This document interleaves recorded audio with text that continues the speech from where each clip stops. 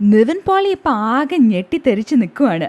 എല്ലായിടത്തുനിന്നും തനിക്ക് അപ്രിസിയേഷൻസ് മാത്രം ലഭിച്ചുകൊണ്ടിരിക്കുന്നു, അതും പ്രേമം എന്ന സിനിമയ്ക്കായിട്ട്. ഇപ്പോൾ തമിഴ് ഫിലിം ഇൻഡസ്ട്രിയിലെ ഇളയ ദളപതിയും ഫിലിം കണ്ട് ഇഷ്ടപ്പെട്ട് നിവിൻ പോളിയെ തൻ്റെ ഓഫീസിലേക്ക് ക്ഷണിച്ചിരിക്കുന്നു.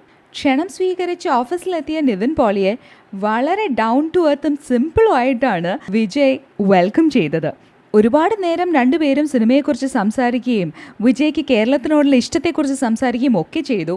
എന്തായാലും ഇളയ ദളപതിക്ക് പ്രേമം എന്ന സിനിമയും അതിനു വേണ്ടിയിട്ട് എടുത്തിട്ടുള്ള എഫേർട്സും എല്ലാം ഒരുപാട് ഇഷ്ടപ്പെട്ടു എന്നുള്ള കാര്യത്തിൽ യാതൊരു സംശയവും വേണ്ട. അതിനൊരുപാട് അപ്രിസിയേഷനും വിജയ് നൽകി നിവിൻ പോളിക്ക്.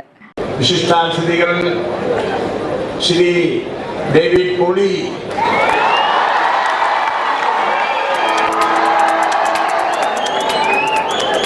യുവജനോത്സവത്തിനും കലോത്സവം നടക്കുന്ന ദിവസങ്ങളെല്ലാം എനിക്ക് അവധിയായിരുന്നു.